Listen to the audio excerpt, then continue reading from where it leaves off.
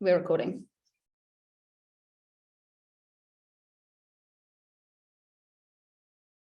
You're good to go. I'm not the only one who's got Paddy. There it is. Hello, everyone. Can everybody see me? Give me a wave if you can see me. I see some nodding. I see lots of people. Oh, that's awesome. Okay, this is like we're actually in person. Okay, before I get started, I want to tell you like a hard truth about startups. And you probably all already know this, but most startups fail. In fact, it is about 75% of VC-backed startups fail within 5 years. I presume most of you guys have heard these kind of statistics before. This shouldn't be too much of a shock. I'm sorry to bring the first session on a Monday with such a terrible fact. Does anybody know what the number one reason or why startups fail? Does anyone want to type into the chat and or unmute yourself? Guy, I saw you go first. Go ahead. I heard it was something to do with founder conflict. Founder conflict is definitely up there. Yes. I see Alice has typed funding, cash flow. Yes. No customer demand. PMF, Arcus News. Who knows what PMF is? Who's been talking about PMF? Product market fit. Yes. What does that mean?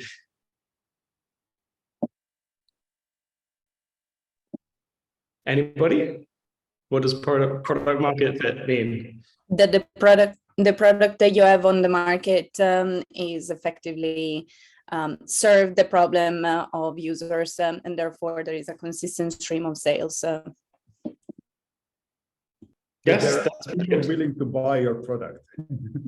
Yeah, that's nice. Is it fair to say there isn't one real, if you like, definition of what product market fit is? Different people say it's different things. Yes, almost exactly. There's no real clear definition of it. It's kind of a wishy-washy thing. A nice definition that I've heard is if you have to ask whether you have product market fit, you don't have it, right? It just runs away with you. The product is selling off the shelves. You can't really stop it. It's something that just is going and is flowing and fits your customers' needs incredibly. I've got a few other definitions, but that is essentially the number one reason why startups fail. And you guys can all see my screen now, I think. So at the top here, this was a CB Insights survey that was done years ago, although this is repeated many, many times over. The number one reason is no market need. Like you've built a product that no one really wants, no one really cares about. Who in their career, maybe even currently, has built a product that you've thought, I'm going to build it and people are going to come, and then you tried to sell it and no one would actually buy it? Has anyone experienced that?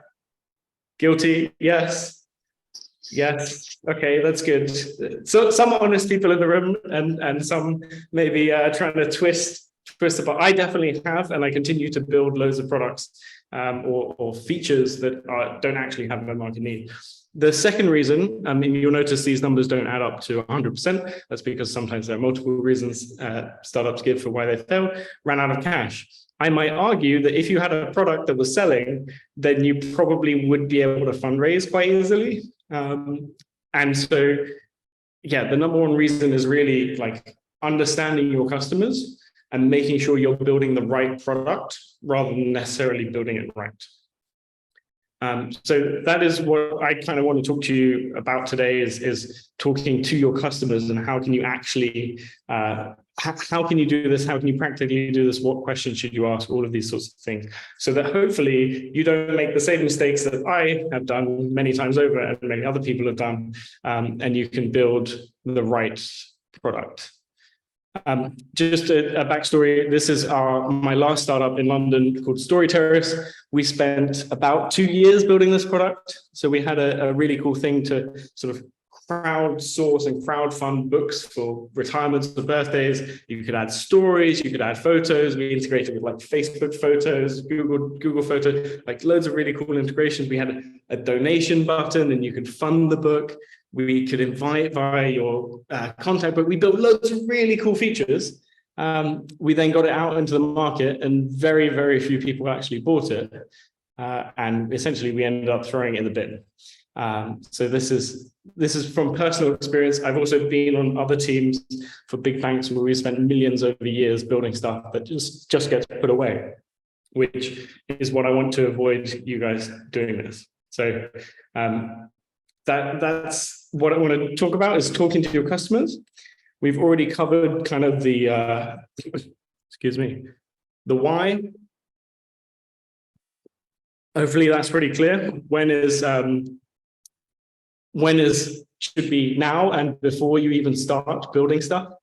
Who should you talk to? We're going to go through this. How do you set up those meetings? Where do you do those meetings? What questions you ask? And what do you actually do next practically?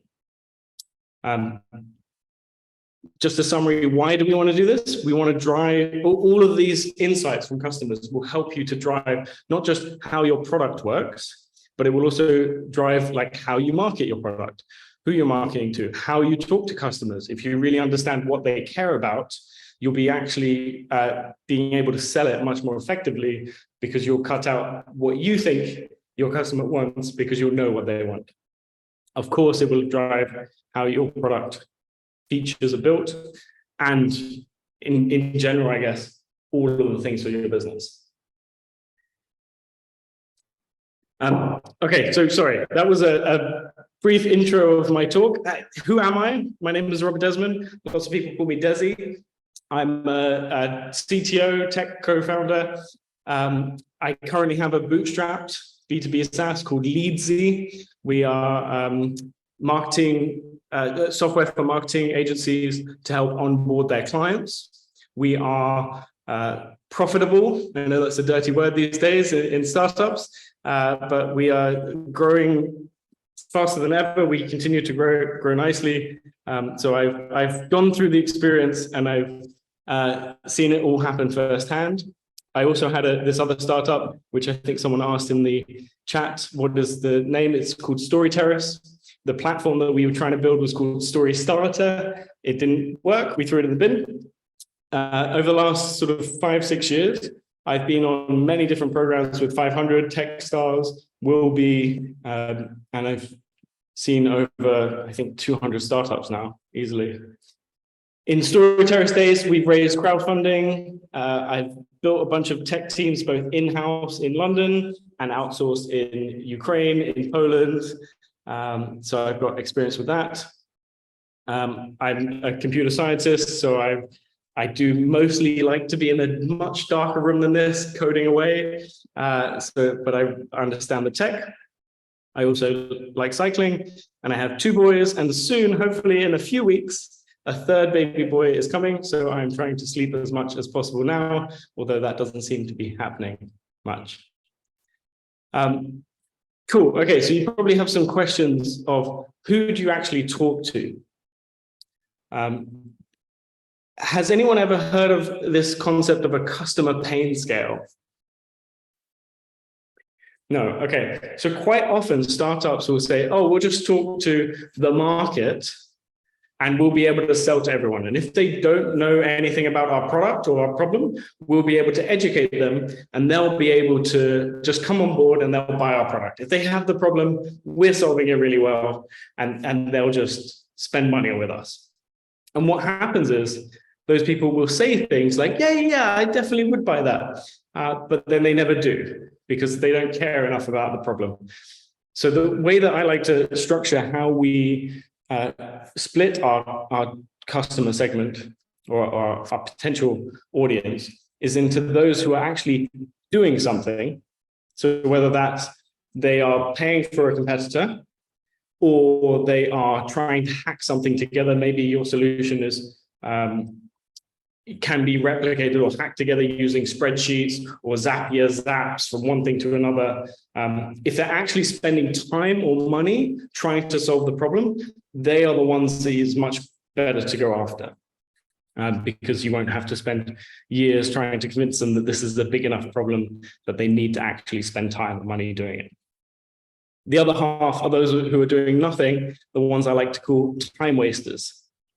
I've got a clear example, and I think it suits really well with one of the startups in the batch, which is, this was a photo on a squash court that said, black sole shoes are not allowed to play, but I want to bring your attention to this little post-it that this guy, Rob Cameron, added, which says, hey, I'm looking to play squash. I can play most evenings. He even put his full name and his mobile number onto like a public space. Like, this guy cares about this problem. He's actually doing something about it and trying to sell your app for playing squash in the evenings or playing tennis in the evenings. And I think there is a startup here. Like, it's going to be so much easier to convince someone called Rob Cameron, who actually has this problem and is trying to solve it, than someone like me, who might say, yeah, it'd be great to play with more people. Yeah, of course, I'd love to do that. Let me maybe try. Does this make sense to people, this sort of doing something? Okay, let me try. I'm seeing lots of nods, but let me give it one more example just to drive it home, which is this question of, do you want to be healthy? Hands up, who wants to be healthy? Pretty much everyone wants to be healthy, right? Who would say they don't want to be healthy? But the real question is, like, what are you actually doing about it? Are you restricting your diet? Are you exercising well? Are you not sitting in your office chair for 8 hours a day or more? Like, what are you actually doing? And if you have this health startup, lots of people will say, yes, of course I want to be healthy. Another example that I've seen from other batches is like, do you want to be smarter? It's like, yes, of course I want to. Who doesn't want to be smarter? But what are you actually doing about it? Are you spending money on books? Are you spending money on online courses? Are you spending time trying to meet with smarter people or people in different fields who can help to educate you? If they aren't doing that, then they probably don't care enough about the problem to buy your product. And then you get into this painful phrase, and I've been guilty of this myself, but this, we can educate the market. This like never happens. So sorry for those who have this in their pitch decks, but definitely take it out. It's not what VCs, not what good VCs probably want to see. And it's extremely difficult. So aim for those who actually have the problem and care about it. Any questions on who? This we can educate the market argument. My worry, I believe we can educate the market, and I believe that we're different to all other legal tech tools, because all the other tools are cookie cutter and they all look and feel a lot like each other. And at least my gut feeling is that, like, in order to do something great, you have to do something kind of different. Should SaaS just doesn't SaaS become a bit too boring if all it's doing is solving problems that people already know that they have? So great question, and this is where we can get into specific details. So if you are trying to solve a problem that people have and that they're aware of and they're spending money on, and you're just coming in as like a competitor that isn't much different, then that's going to be a tough ride, right? Like, there's nothing special about you. You're going to have to differentiate yourself and be 10 times better to get people to switch, because they're probably using a different solution and they're happy. Like, nothing is going wrong. They're happy. The interesting thing comes in when they're frustrated by something, like their existing product can't quite do what they want it to do. So maybe it is a specific, I don't know, I really don't know much about your business. Maybe there's great examples of legal wills, for example, like having templates for wills. Maybe that is something that hasn't been done yet, or at least it was a few years ago. Now it's kind of all around. But maybe there's a specific problem you can get in at and solve for people now that isn't being solved by the market. The problem is, if you go to those other people who don't actually spend money on this problem, they're not spending time on it, and say, hey, we can do this for you now, they're like, great, yeah, sure, but they'll never actually buy it, like, because they don't have the need strongly enough. Does that make sense? Cool. Okay. Now, I've got a question related to legal connection, because I think we probably share the same problems we're trying to sell, which is it's all very easy to think an organization has a pain, you solve the pain, the organization says great. That's not the way organizations work, right? So the pain we solve is onboarding. That's a massive pain. So I was at Money 2020 last week. Somebody from Deloitte is there. I go, you have this pain in size. Absolutely. I feel the pain. Happens to me every day. I'm a partner. Costs us a fortune. I went, extrapolate that across the organization. What does that cost? Enormous cost. Okay, we can solve it. Yes. Okay, so what happens next? You go, nothing. Okay, why? Because nobody owns the pain, right? So the pain exists. The pain is massive. There's millions. Like I can't even put the number on how much time and effort Deloitte spends on onboarding badly. But what you're trying to do is convince this kind of weird mind that doesn't really exist to do something that you know is in their interest, but they can't get themselves together to actually go, yes, we should press the buttons. Great question. So this is where one of the biggest fallacies comes in, of this idea that just because it's part of their process, it's a big enough thing that they care about, that they are spending money or spending time trying to solve. For example, if they're onboarding employees, I'm guessing that's what happens. No, I'm talking about, well, we do employees as well. I'm talking about clients, right? So this guy's a partner at Deloitte. New client comes in. What does he do? He goes, hey, what's the name of your company? Can you send me your certificates, all your shareholder list? Then he has to figure out who the directors are, who the shareholders are, and then he mails them back and says, can you get me a stupid utility bill and the passport for all those people? All this gets sent back again. This takes 3 weeks. Then somebody in compliance calls him back and says, oh my God, one of the directors is Russian. Can you get some more details? And he said, so a month later, after this partner going back and forth and the client hating him, he actually gets this business onboarded to Deloitte. That's what happens.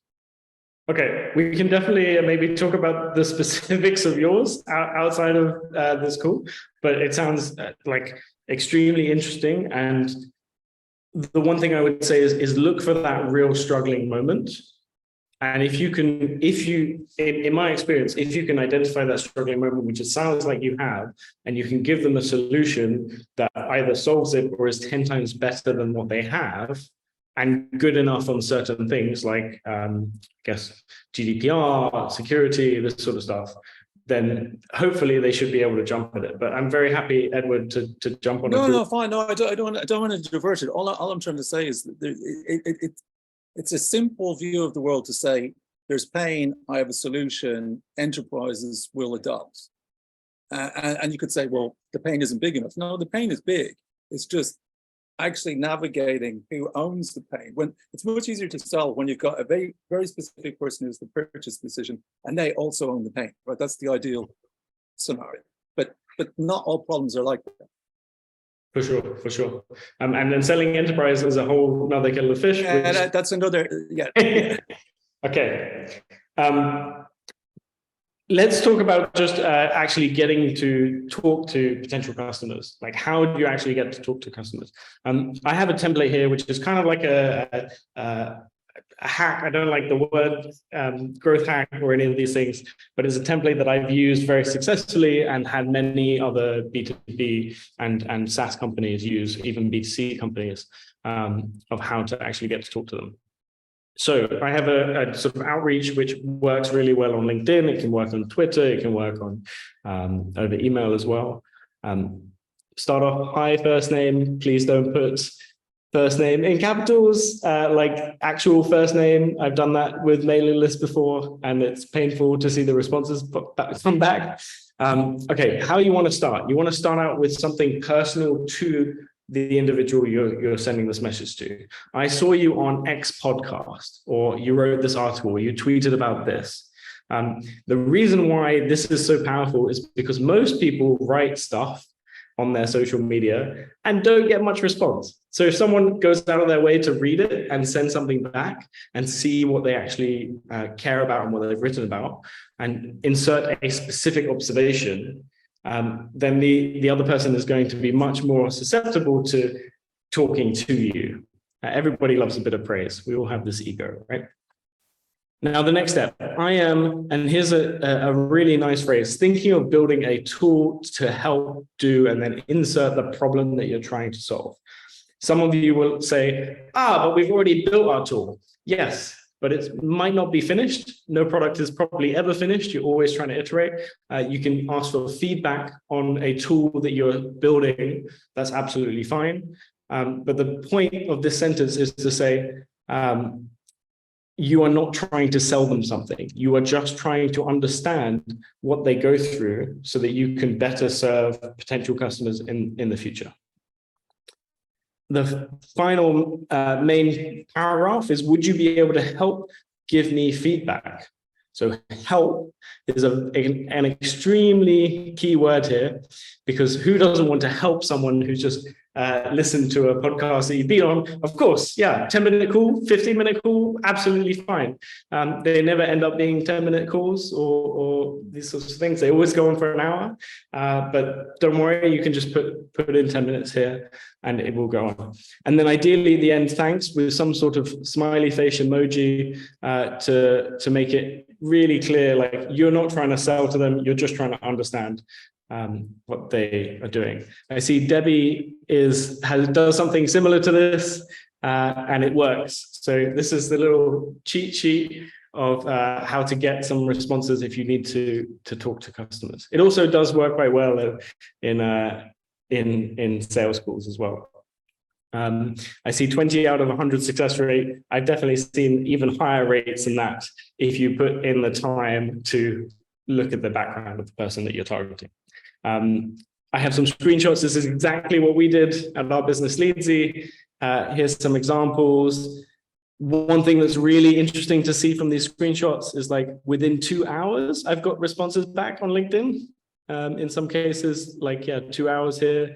Here was one, was like immediately, others, immediately, maybe a couple of hours later or the next day. And like, I've even sent my link sometimes in the first message and they've sent it right back.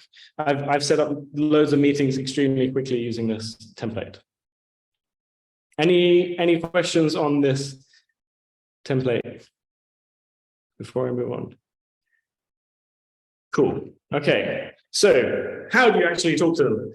Ideally, you'll be able to do this actually in person, although we are all on Zoom right now. And Zoom does seem to work okay for getting that body language feedback. Ideally, you have to have the video on for that. Voice is okay, but responses via email or surveys is like the worst. And that goes back to the questions that we've had before. Is like, hey, do you want to be smarter? It's like, yeah. If someone just puts yes, like you'll think, oh, this is great. I'm going to be so successful with my business. Everybody wants to be smarter. Whereas if you are there in person, or at least over a video call, you can really dig deep and understand what they mean by that. Also, ideally, 2 people. Why do we want 2 people in customer calls?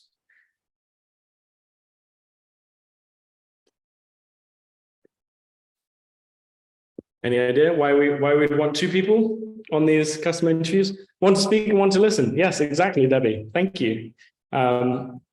Yes, one to concentrate and one to take notes. Try to take the specific words that the customer uses. So if they say they search for a particular phrase in Google to try to solve your problem in the past, for example, or if they're trying to describe your product back to you, like those specific words are the words that other people are likely to use or to relate to your product. So they're very useful for search engine optimization, as well as just in your landing page, on your marketing, in your sales documentation. Make sure to use that language. That's a key value of talking to your customers.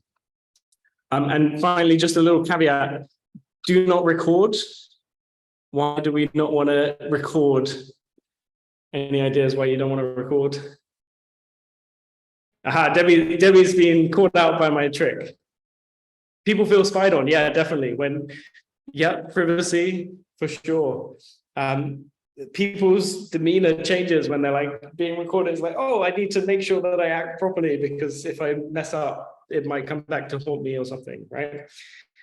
People get nervous. Exactly, Archie. The other reason is, has anyone actually recorded any customer sales calls or customer interviews, anything like this? Has anyone actually recorded? Okay, I'm seeing a few nods. How many of those who recorded them have actually gone back and watched them? Or do they just sit on a cloud device somewhere? Okay. I've used them to show to VCs to show product market fit. Okay, that's nice. We actually rewatch the key one. So I make a note of the interview that is the most interesting, and I use that to discuss product with the team. So yeah. Okay, I can hold my hand up. Sometimes it can be useful to record them. In my experience, I've recorded a bunch of stuff, and normally it's my handwritten or my notes at the end of the meeting that are the most valuable. But it sounds like others have got value out of recording them. So don't hold me to that. You can record them if you like. Well, you've also got auto transcription there. So you just pull down the transcription. I do that too. So transcription is good. Transcription is good. Sometimes you can lose a bit of the meaning or the value that someone is so passionate about.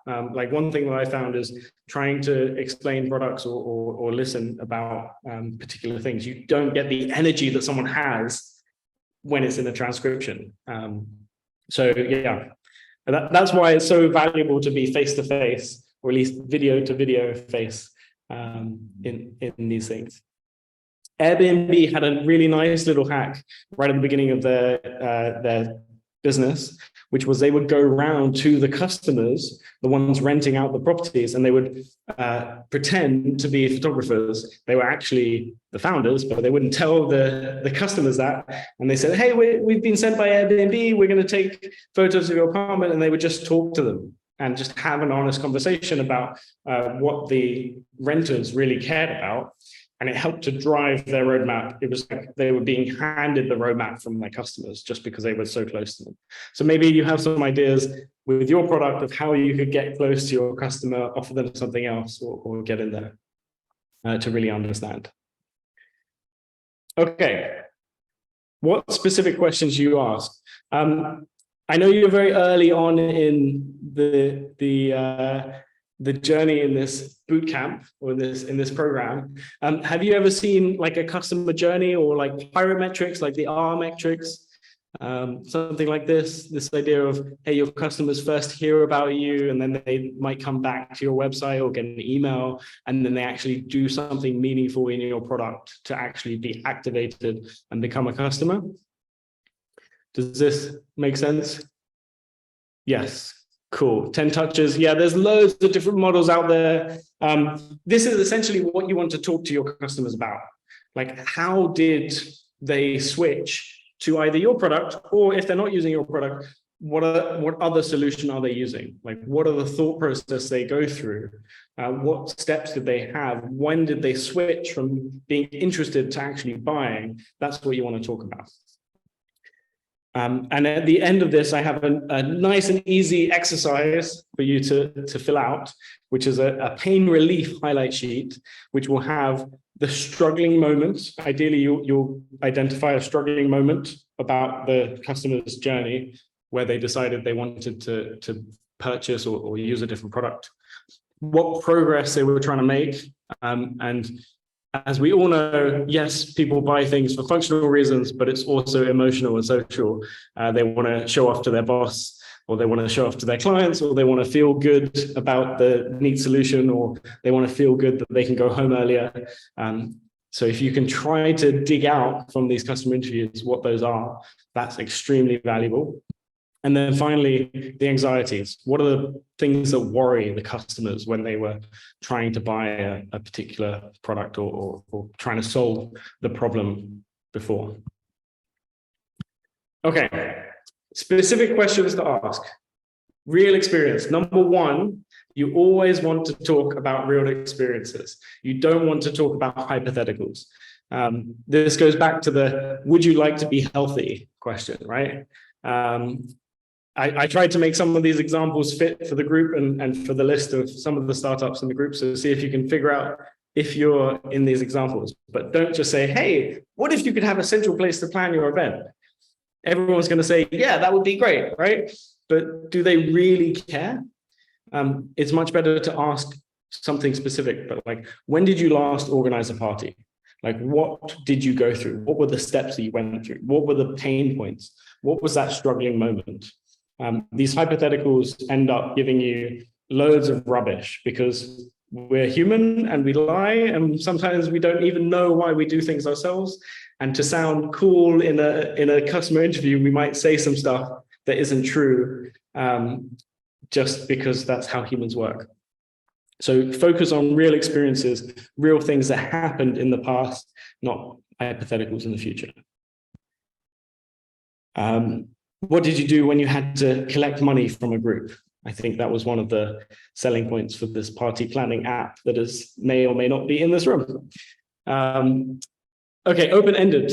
This is one that I personally struggle with, like bite your tongue, let them talk. This is the most important thing. Whether it's doing customer discovery and really understanding the pain point of the customers, or even if it's on sales calls, let them talk. There's going to be plenty of time for you to pitch your product, but let them talk. They will tell you what they really care about because they will expend energy conveying those things to you. And if you cut them off, you won't get a chance to get those solid insights. For example, don't say, hey, let's give me a yes, no question. Would you like to remember all the people you meet at conferences? It's like, yeah, no, I don't really care. Like, let them talk. Tell me what is important when you meet someone new. Like, what do you really care about? How do you network at events? World's most, I see Tim has put in here. Well, no, who put this? World's most sales tool is silence. It's gone away. Okay, keep it general, then drill down. Let's see if we can figure out which startup this is for. Ask them about the last time. Tell me the last time you went to your doctor for some pain, and ask more questions around the actual event. Who did you go with? How did you get there? How was the experience? What actually happened? Maybe even ask them what they did afterwards. All of this is context, because there's so much information about someone's behavior that people don't realize, and it's driven by all the things that are happening around you. Let me just make this really solid as an example of why you need context. Who here likes hot dogs? Hands up if you like hot dogs. Okay, most of you. Some people don't, and you're writing notes about hot dogs or something, or dreaming of. Okay, Debbie, you don't like hot dogs. Okay, most people like hot dogs, right? What about how many of you like steak? I apologize for all the vegetarians in the room. Maybe there's veggie steaks, but I'm getting a similar number of hands in the air, right? But tell me about the last time you had a hot dog and the last time you had a steak, and I can guarantee they will be in very different situations. They probably, if you had a hot dog, it might have been at a football game or at a barbecue, or you're with your mates, you're maybe in t-shirt and shorts, you're having a good time. The last time you probably had a nice steak was maybe at a good restaurant, maybe a home-cooked meal for a special occasion. Maybe you went on an anniversary date, for example. But there's very different reasons why you would go for a steak restaurant than you would go for hot dogs. But at the end of the day, we would all say, most of us like both things. And that's why you need to get this context. You need to ask these questions of like, what were you doing before? What did you do after? What do you really care about, so you can understand the user's desire? Cool. Got a couple more just pointers for questions to ask, non-judgmental. Too many times I've seen founders go to talk to customers and say things like, hey, why wouldn't you use our app for finding clothes designers? And people typically respond, it's like asking your mum, right? You'd say, your mum would say, yeah, of course, dear. Yeah, of course I would use your app. That's not really useful feedback, right? It's much better if you get feedback of like, no, I would never use it.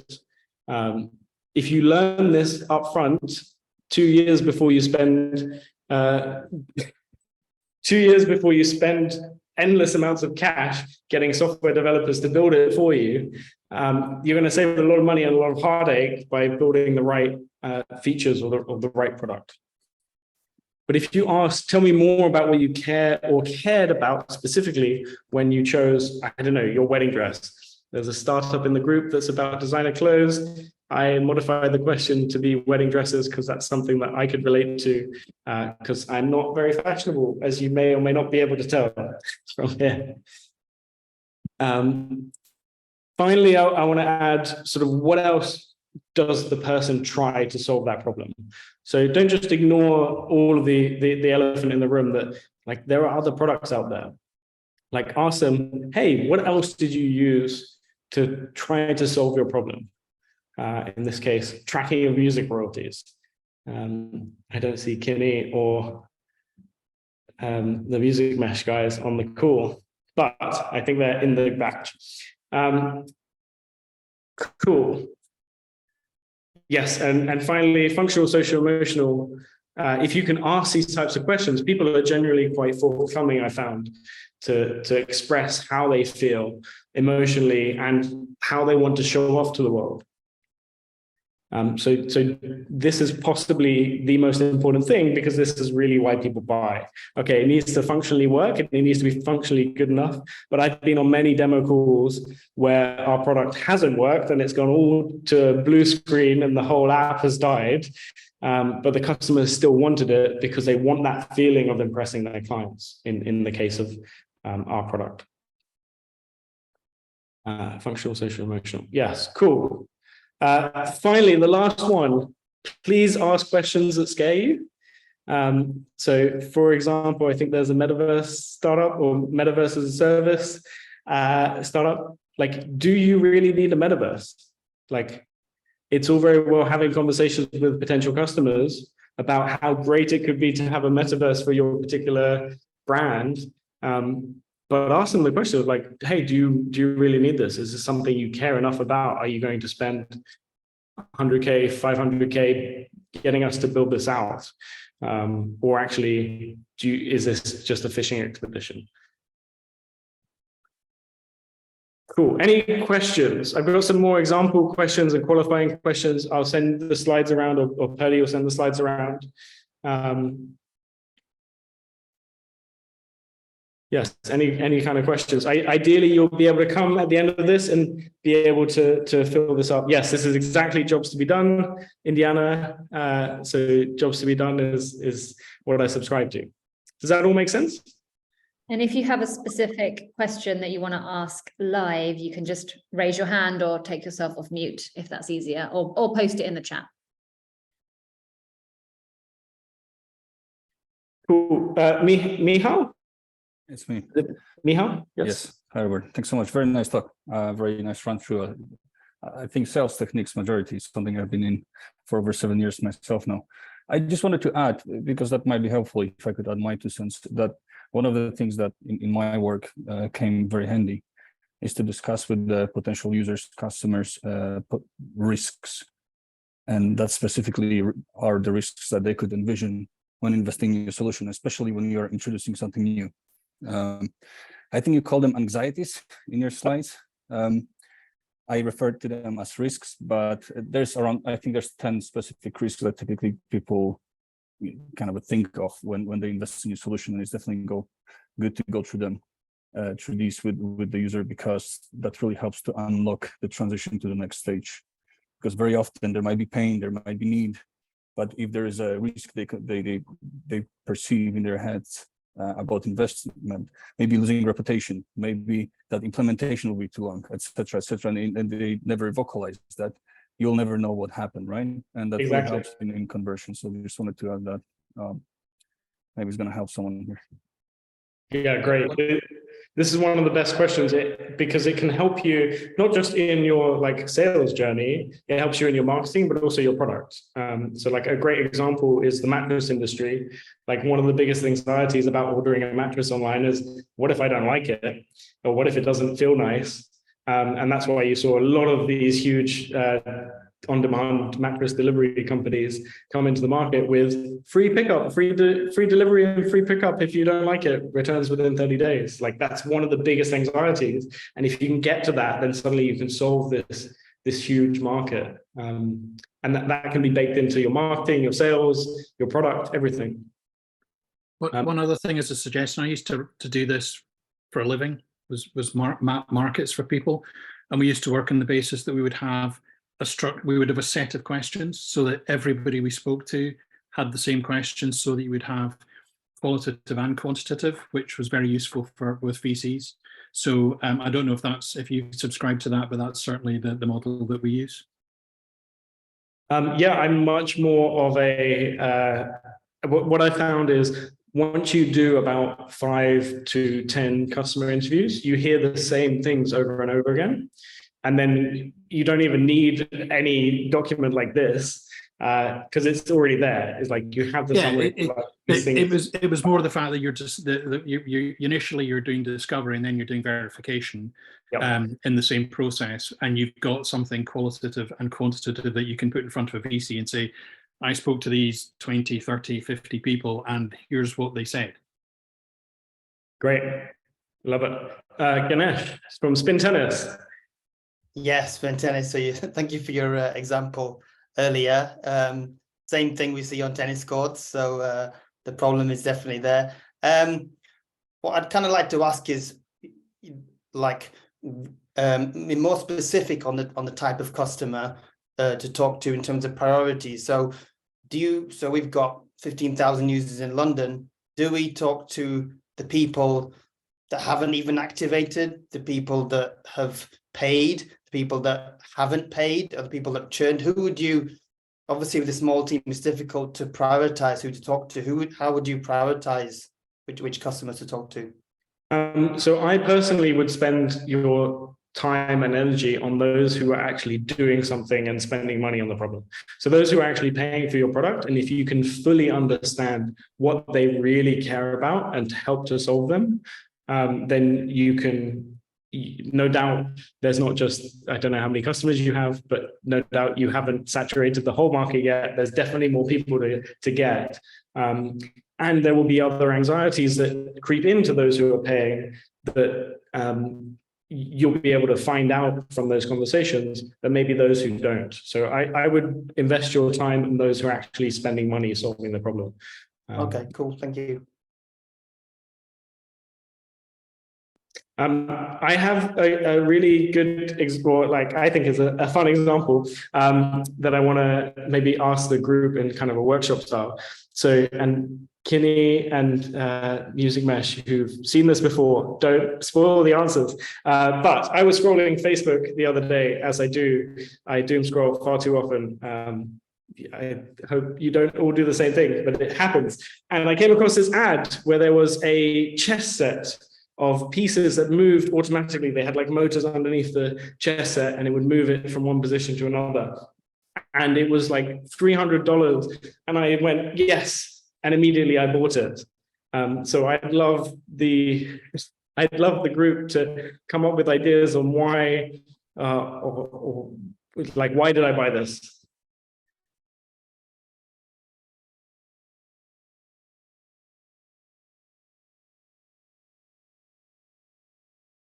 Any questions? Lots of silence. Okay, no one seems to have any ideas. Yeah, the only thing I would say is you're just trying to get around an object. How do you mean? I don't know. You do well because you're moving the. I forgot what it's called now. Yeah, so it's a chess set that you can like play against. Yeah. And the pieces will move against you, and you don't need to touch it. Like you play against the AI, and the pieces will move. So it's like does that make sense? Remote playing, yes, Michal. Yeah. COVID, Indiana. Cute conversation piece, but probably lose value quickly. And then guilt, yes, definitely. What else? It's like playing with a real person. Anyone else got any other ideas? One-upmanship, how do you mean? Voice control? Yeah, you're listing some features here. Any other ideas on why I spent 300 of my hard-earned dollars immediately without any real questions to get better at chess? Yes, these are all really good. To teach your kids? Teach your kids, very good. Who was that? Edward. Very nice. Okay, so my talk has all been about talk to your customers. Sorry, it's a bit of a trick, but this is maybe my point, which is, hey, I'm standing right here. Don't just guess, ask me. Like, you have absolutely no idea on what went on in my brain. You can sit in whatever room you're in, and I've done this many times, and I've thought, oh, maybe they bought it because of this, or maybe they bought it because of that. It's like, just go talk to them. And I'm very happy, and I will speak for hours about why. And Edward, you actually got it bang on, which is, I have a son. This is my son, Kuba, who is now, this was a few years ago, he's now about to be turning 8. And I love teaching him stuff and letting him learn things and doing activities with him. So actually, alternatives to buying an automated chess set are like buying a set of skis to go skiing, or buying a new bike, or different types of board games, or doing maths work, or going to the planetarium, or something like these are all very different things than necessarily what you might have thought without talking to me. Yeah, but also the counter to that is I figured out why, because I have an 8-year-old child and I do the same thing. So actually there's some universal things we share, and you can figure out things because you share them. Yes, and that comes from intuition and a lot of experience in the world, which is good, but it's never perfect, because not everyone is unique, right? And there's different combinations. So if you get the opportunity to try and figure out why did someone buy this, or why do they not, what do they care about, just talk to them. And like my son, I have a nice analogy which maybe will stick in your mind. Kinney, I don't remember if this sticks in your mind, of my Kuba, who was, I think he was like 4 at this time. He likes to ask the question, like many 4-year-olds, why? Like, why did you buy something? Okay, why did you do this? Why? And they keep asking why, until you get to a point where like the end person doesn't know. So keep this idea of like, when you're talking to customers, think like a 5-year-old and keep asking why to get to the bottom of it. And it will help to drive your product in the right direction. Sorry for tricking you into the guessing game. Can you take a little bit of time? There was some chat just before you started playing that game about the jobs to be done framework. So for anyone that's never heard of that before, can you just do a high level what that is in comparison to what you've been talking about, and how it all sits under the speaking to your customer umbrella? Yes. I have a feeling I have a slide about this. No, I don't. Okay, so jobs to be done is a concept that came out of Harvard Business School in sort of the 90s into 2000s, and Clayton Christensen and his team helped to sort of develop it. And essentially, they realized that the reason people buy things is not necessarily to buy a particular product, but they want to hire your product to do a job for them. So the classic example is you don't just hire a drill. You don't just buy a drill because you want a drill. You hire a drill to make a hole in your wall. And if you go back to the questions that my son would ask, which is the why, if you keep digging, actually, you don't just want to drill a hole in the wall. You want to probably hang a picture up. And the reason you want to hang a picture up is probably to impress your in-laws. At least that's the last time I bought a drill, was to hang stuff up to impress my wife's parents, with a nice home, with nice big pictures, nice furniture. Like, it has absolutely nothing to do with the drill, but it has all these things to do with emotional reasons and social reasons of trying to show off.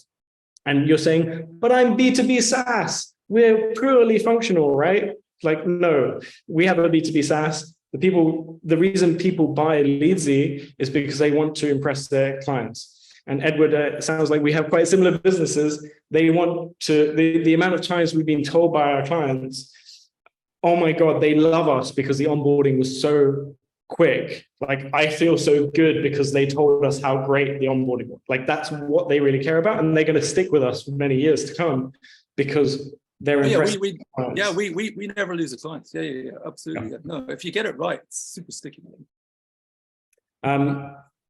Yeah, that's a very, very high level. I mean, you can definitely dig deep into jobs to be done. There's some great books. In fact, I have a book by one of the guys who started or helped to develop jobs to be done. His name is Bob Mester. This demand side sales is one of the greatest books for customer interviews and doing B2B sales. It's a very short read as well. And there's lots of questions or example questions that I've got in the back of this slide deck, thanks to Bob. Awesome. Is there any other questions? Yeah, I've got a question. Yeah. Hi, Dizzy. Just a question about how frequently you think you should go back out to interview and question, and whether there are pros or cons. What are in your view, pros and cons to going and interviewing people who've come with you along the journey and have seen the changes that you've developed versus newbies at every stage? So you get someone fresh in, having built some more, learned more, made the product stickier. Is there benefits to either approach, or should you do both? So my personal experience is the further you drift away from your customer, the more likely you are to sit in a nice room and think you're really smart and go and build something that isn't going to have that product market fit. So my answer is you should always be talking to your customers. We do a slight hack, which is when clients onboard themselves with our SaaS, we say, hey, if you want an onboarding demo, click here, 10 minutes, and it just gets put in our calendar. We do about 3 or 4 meetings a week. They're all over Zoom. And the first half of those, or the first 10 minutes of those meetings, are just us asking questions about their processes. And what we found over the last 3.5, 4 years that we've been doing this is, like, over time, certain things have changed. And actually the audience that we're going after, or the audience that comes to us, has changed quite a bit, and what they care about is slightly different. So to give you a pure example, it's like we started off with a lot of independent marketing people, individuals, and now we're going to much bigger agencies who are coming to us, and they care about slightly different things. They care about more integrations. They care about having team features, these sorts of things. So to answer your question, always be having these interviews, and because it will change over time with new customers who are coming in, definitely also talk to customers who are there, who are using you, who are happy, to make sure you're still solving their real problem. And there's normally one real problem that you're solving for them, and all the rest is a distraction. Like, they'll say lots of different things, but if you do these interviews over and over, if you can solve that one main thing, you'll stay as a customer. I'll give you an example of like Zoom, for example. We're all using Zoom because it's like the best place to have video calls. There's plenty of other options like Google Hangouts, Teams, all these things. But Zoom is the one that does it the best, that allows us to communicate clearly. Okay, does Google Hangouts do automatic transcription? Does it do whiteboarding better? Does it do business invoices or splitting? Like, there's loads of other fluff around that your product can do. But if you don't get that number one thing, core thing right, you will lose customers, or you won't get the customers in the first place. So the reason why Zoom continues to be the thing is because they've got this one thing right. All the other stuff, in my opinion, is like fluff. Like, their UI is still terrible, but we still use it. Like, they solve that one problem really well. So hopefully your interviews will keep enforcing that, and you might see things that change over time, and you can build certain features to please those types of customers, who are hopefully worth more as well. Great, thanks. Can I ask quickly about network effects? I thought about it when you mentioned Zoom. One of the reasons Zoom is successful is because we all have Zoom accounts. How important are network effects? Are they just like this imaginary thing that we're never going to get, or should we be striving for them? Are you talking about building network effects into your product? So like, yes, or looking for product ideas that have more natural network effects versus products that you have to sell over and over every time through the front door. So this is something that I found, like, you can't force the market, right? This is really what customer interviews come down to, right? Is like, you have to be solving a real problem for people to care about it. In our experience, we've got loads of word of mouth, and people write articles about us and do YouTube videos and talk about us on podcasts because our product is good. And we have even tried to ask people to go and do that, and we tried to build specific products that will be like shareable and help to bring in more people, but they've never worked because that's not really solving the customer's problem. So like, you can't force it. It's good to think about these things, and there might be an angle, but don't try to say, okay, we need to have a network effect in our product and we're going to spend ages building this, because what happens is, and I've seen this many times over, you put it in and no one uses it, and you've just wasted a load of dev resource that probably should be sent elsewhere. Michal, you have your question up, your hand up for a while. Yes, thank you. Just a quick question, just going back to metrics, because you also mentioned you have a bootstrap business. In the context of SaaS business, where we just created an MVP, and I started collecting, the first users, all doing manually through my personal network at the moment. I've heard people talking about thousands, hundreds of users before they even pitch to VCs. I mean, can you help me put the perspective on that? Because I cannot even imagine myself doing this manually, bootstrapping. Like, how do I go about it? What are the right numbers? When is the right time? And any light on that would be much appreciated. Are you talking specifically about kind of to fundraise? Well, yes, in the context of fundraising, that'll be the best. Okay. I presume you have like a lecture series or a lecture on like the stages, like from pre-seed or angel to pre-seed, seed, and like roughly when people should go for these sorts of things, and what sort of investors you should go for. One thing I would say just for you, if you're sort of very early stage, metrics and numbers are all complete bullshit. Sorry for swearing. Like, if you're this early, there's going to be no statistical significance. So don't try to like pump your numbers up to get your conversion rate to like, no. Anecdotal evidence and people really loving your product and selling it to their friends or selling it themselves, like that is so valuable in your early stage. If you build the product that your customers want, that will get you much further along the line than just trying to make VCs or investors happy. Sorry for any. We are pre-seed, so that means that what I could do if I'm willing to do the fundraise, because I'm really to speed up the marketing. Really sorry, I'm going to have to jump in because we need to wind up the session because we've got our next speaker in the waiting room ready to go. Apologies. So if you're happy to take the conversation offline, then great, and I can connect you, or we can figure out another way to wrap up.